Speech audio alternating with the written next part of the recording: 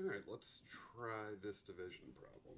This is a little bit more difficult one. The first thing we want to do is we want to write it in order from largest to smallest. So the denominator we're going to write like this, where it's going to be x squared plus 5x minus 1. And we want to write the numerator from largest to smallest, and also we want to, if there's a variable missing as we're going, we're going to put in a 0 for that. So what we want to do here is the largest variable is x to the fourth, and we'll notice that we actually have a variable missing. We don't have an x to the third, so we're going to write 0 x third, and then we want to we have our negative 26x squared, we have our 6x, and then we have our constant here, plus 2. All right, so what we want to do is we want to do our line division, and we're seeing that we have an x to the fourth, and we're looking at our numerator, our divisor, and the only thing that we really care about is that very first number, and that's that x squared. And we go, what do we have to multiply times x squared to get x to the fourth? So we're going to multiply, give me a second here, I want a different color. They updated this, and I do not know how to get my other colors out. Okay, cool. Cool. Yeah, no, that's great. All right, perfect.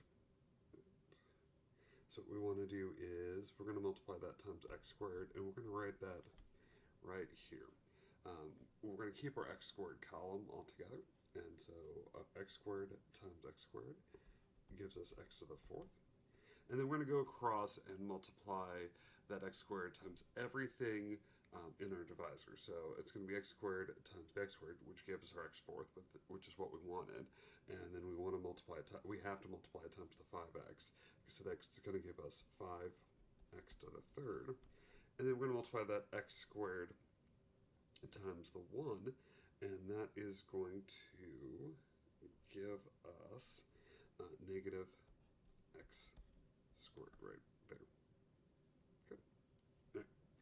And so with division, you actually change your signs. So this was a positive, now this is going to be negative, this is going to be negative, and this will be a positive. That is how line division works. That x to the fourth minus the x to the fourth cancels out, which is exactly what we were going for. The next part here is negative 5x cubed. Negative 26x squared plus 1 right here gives us negative 27. I'm sorry, negative 25. I don't know what I'm saying here. Plus 6x plus 2. We're just going to carry everything down. Normally we don't carry everything down with line division, but with these, it's a little bit easier if you just carry everything down and you think of it as a new problem. So it's the same process as last time. What do we multiply times x? What do we multiply times x squared here to get 5x cubed? And so that would be negative 5x. And then we're going to multiply that negative 5x times everything here. So that's going to give us negative 5x cubed. That's going to give us negative 25x squared. That's going to give us positive 5x. And then we do our line division and we change our signs. So this is now going to become positive. This will now become positive. This will become negative. This will cancel out. Surprisingly, our next one will also cancel out, and we're left with x plus 2.